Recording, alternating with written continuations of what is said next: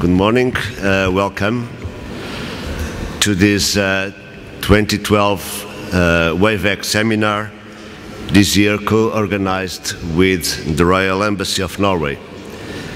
Thank you for being here, in particular for those coming from abroad, and especially the Norwegian delegates. I want to express my gratitude to the Portuguese Minister of the Agriculture, the Sea, the Environment and Special Planning, Dr. Assunção Cristas, for accepting to open this seminar. Minister, your presence here is an honor and also a motivation for us at WAVEC, and I also believe for the audience, as it is a signal, a clear signal of the Portuguese commitment, a government commitment to renewable offshore energy. At WAVEC, we have a vision for this area. And the vision is that by 2020, we will have over 500 million euros of projects in offshore wind, wave, and seaweed for biodiesel production.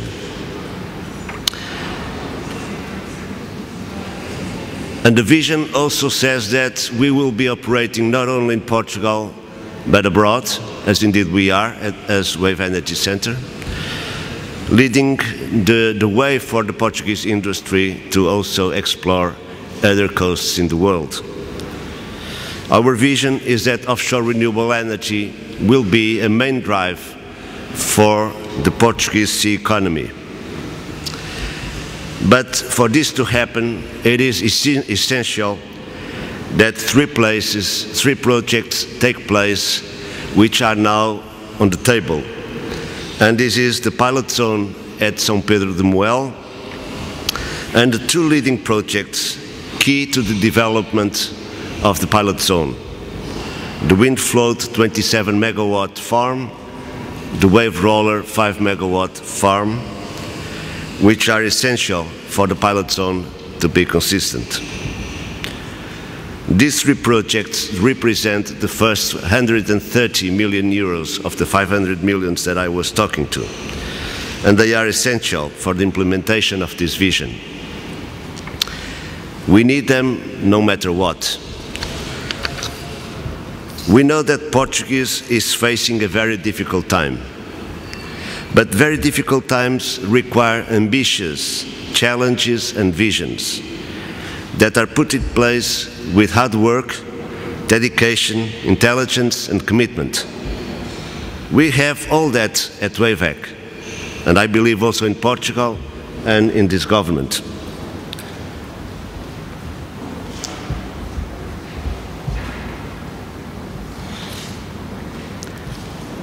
WAVEC will be 10 years next year.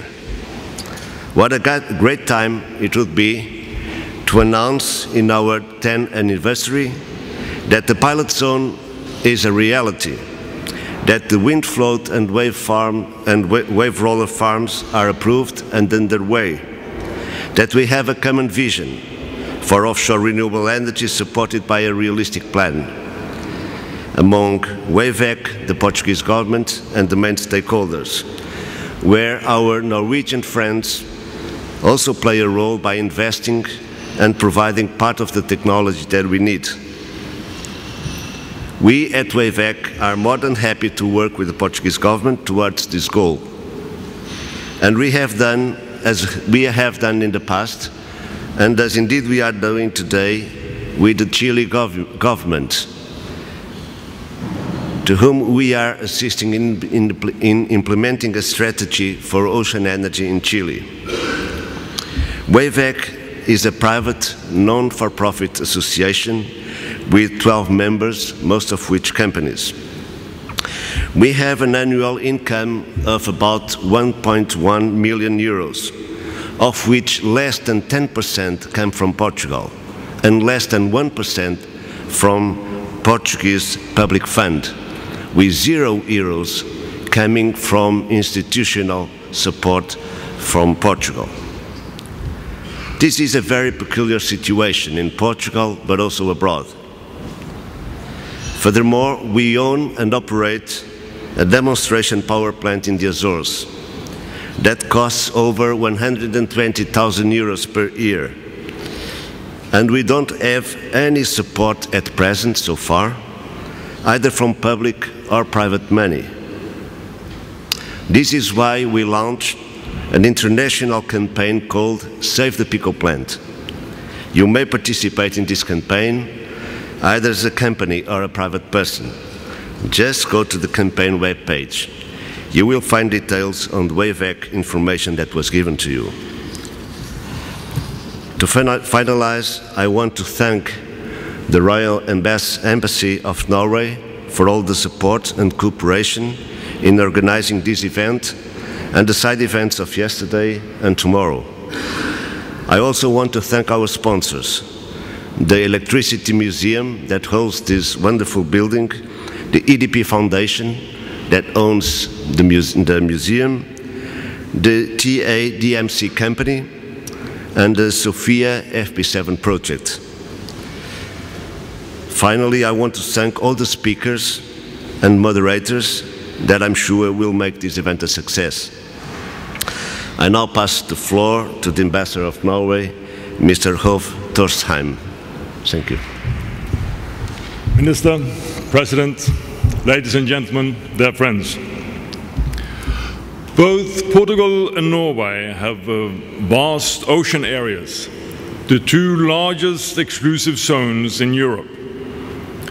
Through centuries, the sea has provided us with food and given us opportunities for trade.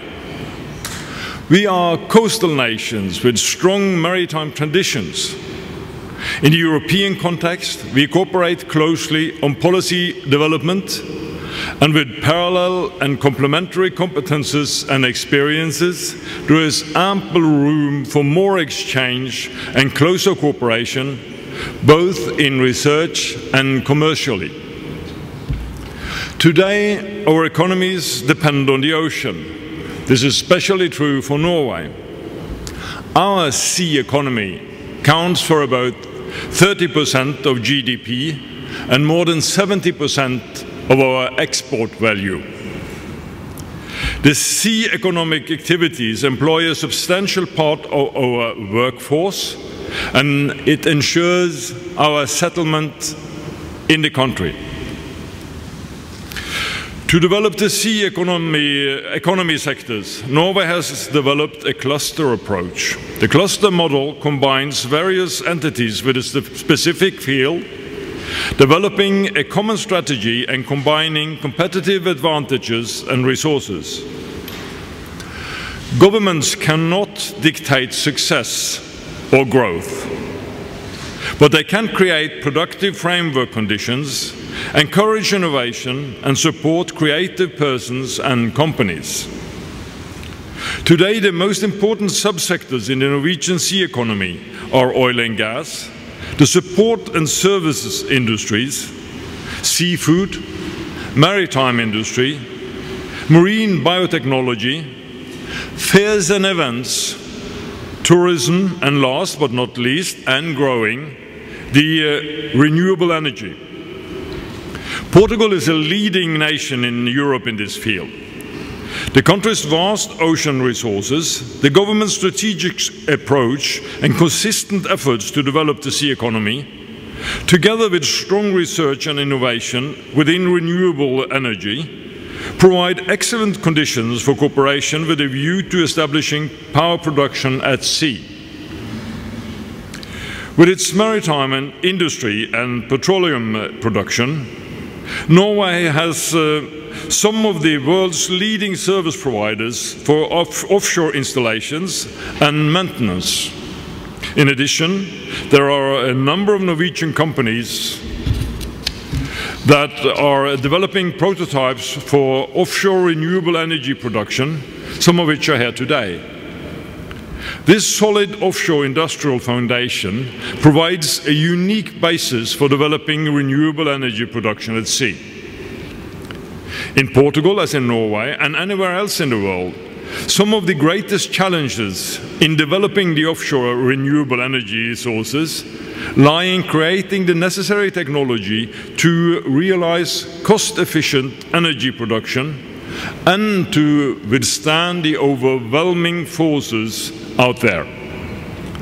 As Norway has experienced throughout our maritime and offshore oil history, the best results are often achieved when we work in close cooperation and partnership with international companies and research institutions.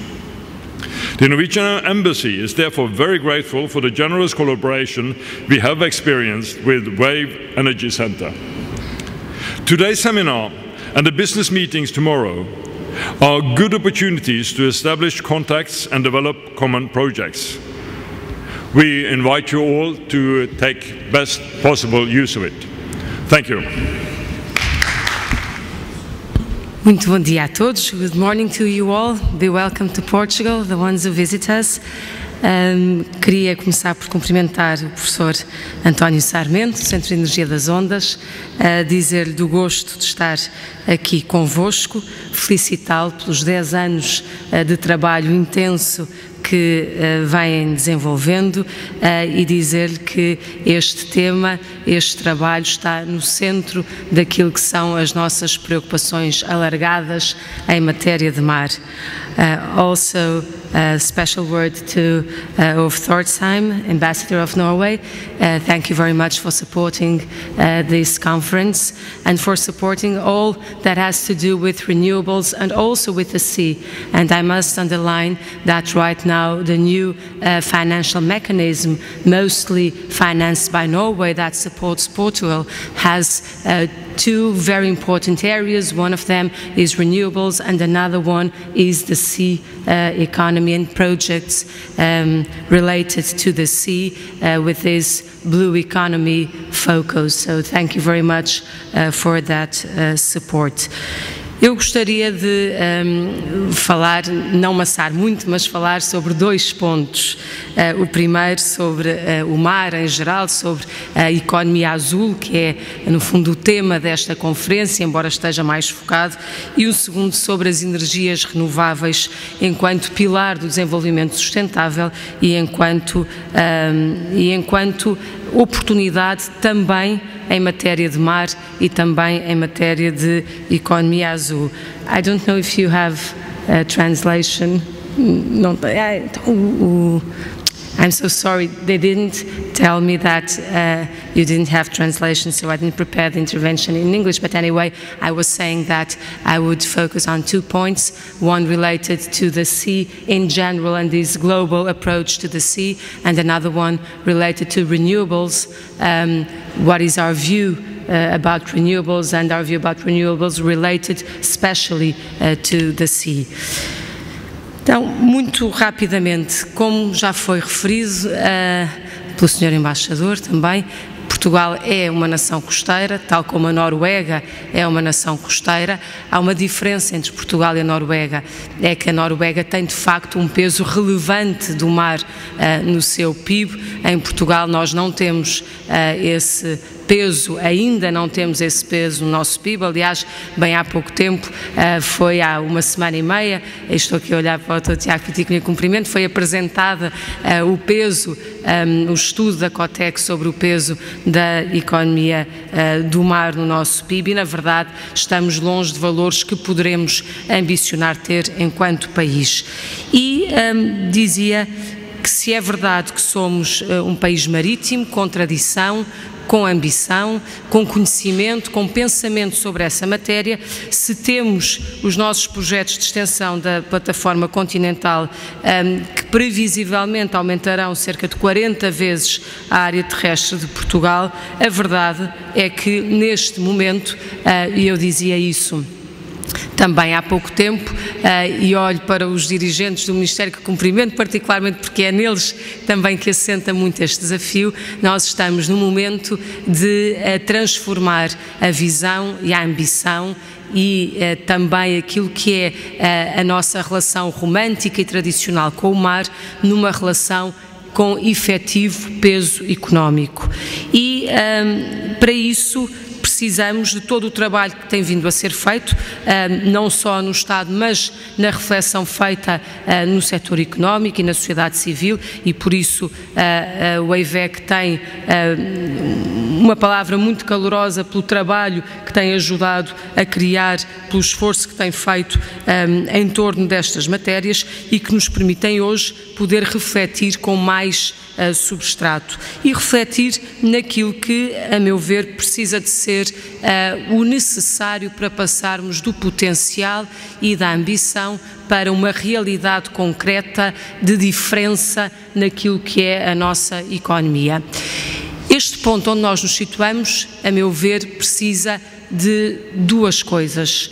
Primeiro, precisa de estabilidade e simplificação legislativa e precisa de uma boa lei de base de ordenamento do espaço marítimo. Nós estamos a prepará-la intensamente, creio que será a primeira da União Europeia, antecipa a própria diretiva que está a ser ultimada sobre esta matéria e é aquilo que, a meu ver, nos permitirá ter uma legislação tão simples, tão pouco burocrática quanto possível, de maneira a podermos ter um bom aproveitamento das várias potencialidades em matéria de mar. E quando falamos nas várias potencialidades, falamos de facto em recursos tão diferentes quanto a pesca e a indústria do pescado, a aquacultura, que precisamos de desenvolver muito. Sabemos, como país absolutamente comprometido com a sustentabilidade das pescas e como país que consome muito peixe per capita, precisamos de compensar este nosso consumo de peixe, aliás, peixe que maioritariamente vem da Noruega, que é o nosso bacalhau. Precisamos também de poder compensar com um esforço significativo através de aquacultura.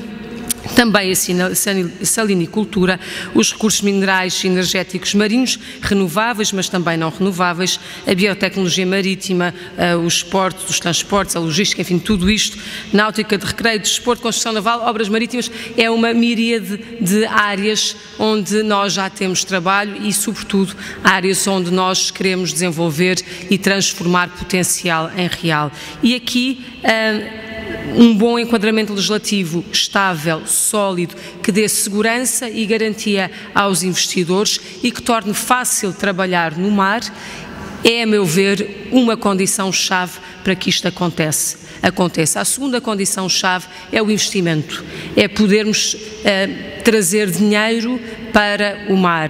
E a verdade é que as duas coisas, as duas vertentes estão muito relacionadas, porque não conseguiremos atrair investimento, seja nacional, das nossas empresas, e aqui as dificuldades atuais de financiamento da nossa economia também se sentem nesta área e no difícil que é atrair recursos para o mar, mas também do ponto de vista internacional, no investimento direto estrangeiro em Portugal, que creio que é possível fazer crescer também neste domínio. E para tal temos que saber mostrar que o nosso mar é competitivo do ponto de vista das oportunidades e da facilidade com que se apresenta para se fazerem negócios, criar riqueza, numa lógica de desenvolvimento que nós queremos sustentável, equilibrando os vários pilares ambiental, social e económico.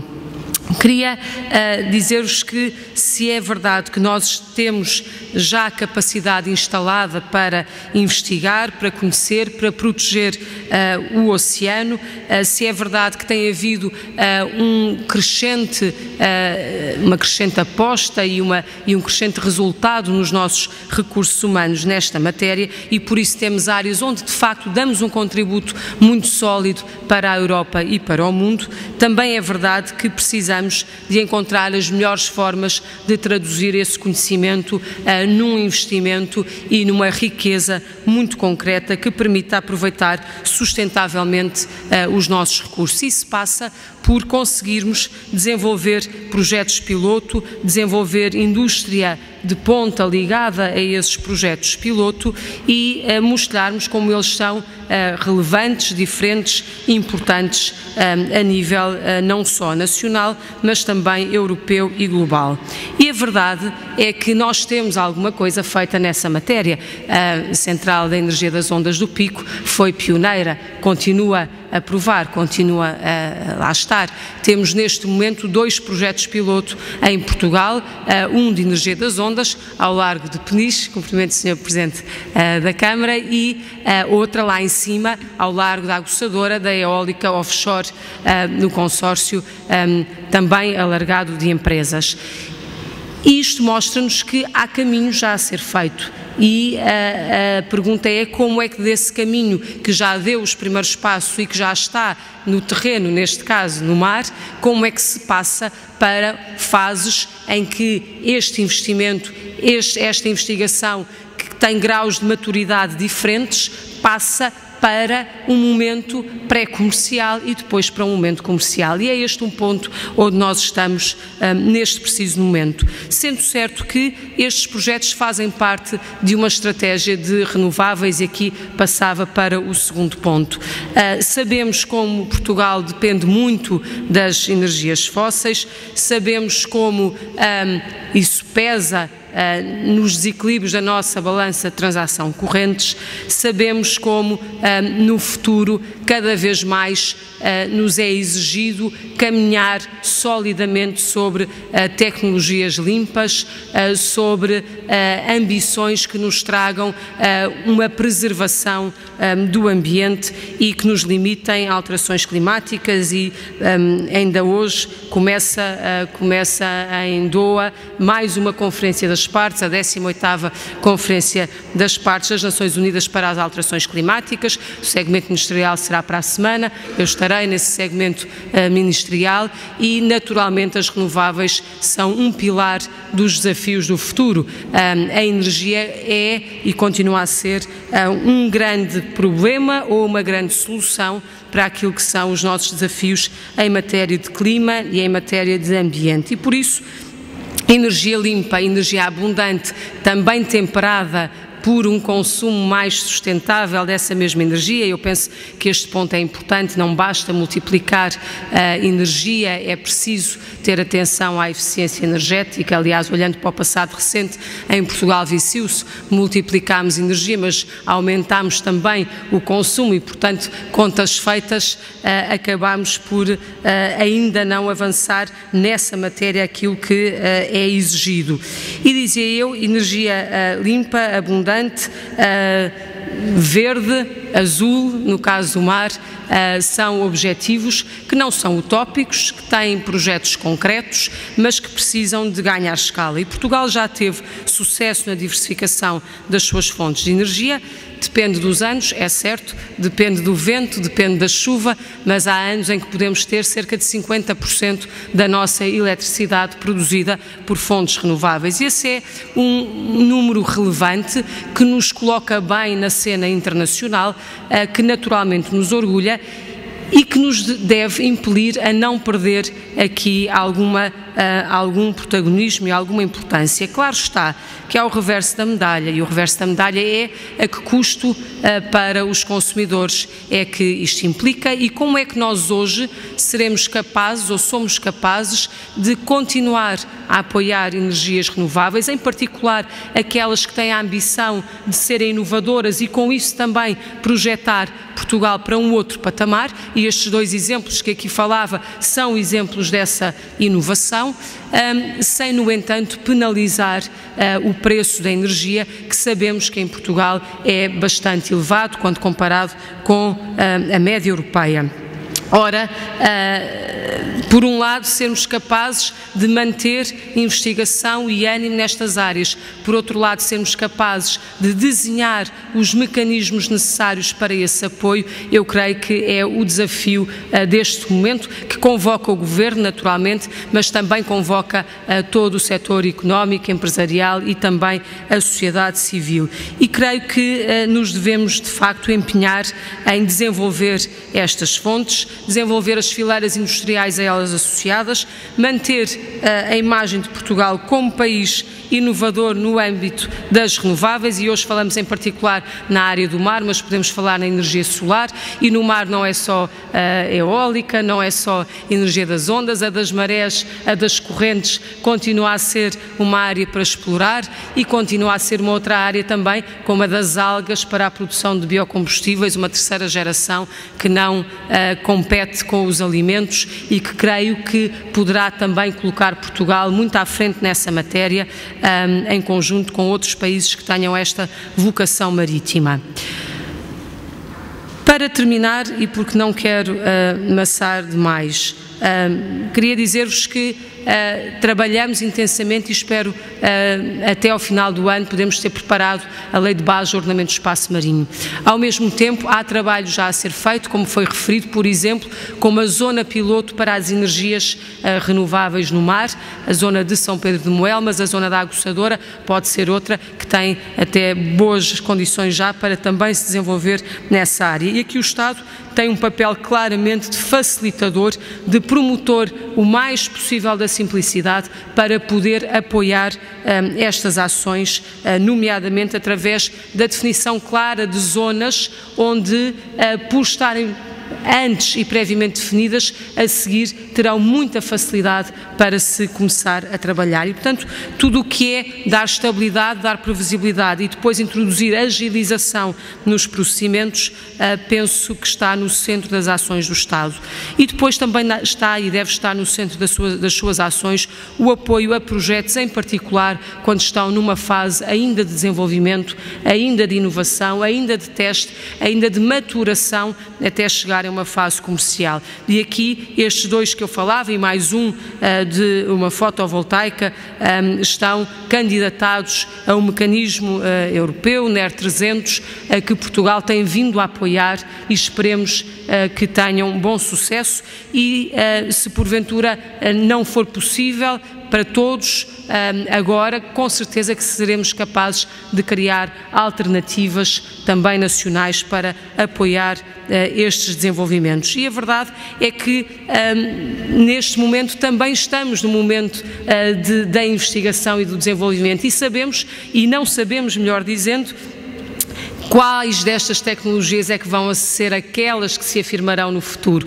Sabemos que eólica, hidro e solar ainda não substituem as energias convencionais, em particular devido ao seu caráter intermitente, mas não sabemos e não conseguimos ainda atirar a moeda ao ar e perceber quais delas, sobretudo ligadas ao mar, é que vão ser as que se imporão no futuro pela sua competitividade, desde logo ao nível dos preços. E é por isso que neste momento nos compete ajudar, contando com todos os apoios, com todos os parceiros, contando também aqui em particular e agradecendo de novo à Noruega pelo apoio e pelo interesse que tem em Portugal e em apoiar estes desenvolvimentos para daqui a alguns anos podermos afinal ver o que é que vingou ou se é que todas vingaram, numa cada vez maior diversificação de criação de energia e em quais é que vale a pena apostar mais ou menos.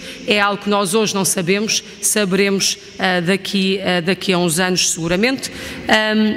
Agora, penso que hoje e neste momento aquilo que nos é exigido a todos é transformar este potencial num real, apoiando administrativamente, simplificando legislativamente, dando garantias e estabilidade e com isso também permitindo atrair investimento e, por outro lado, conseguindo com recursos que são sempre escassos e neste momento no nosso país particularmente escassos são, mas ainda assim alocá-los bem àquilo que são projetos que nos visam pôr na primeira linha dos desafios mundiais nesta matéria e com isso também concretizar o nosso potencial e a nossa promessa marítima. Da minha parte e da parte do Governo posso garantir que o empenho é total e agradeço e conto com todos nesta nossa batalha relevante em prol de um desenvolvimento mais sustentável e mais azul.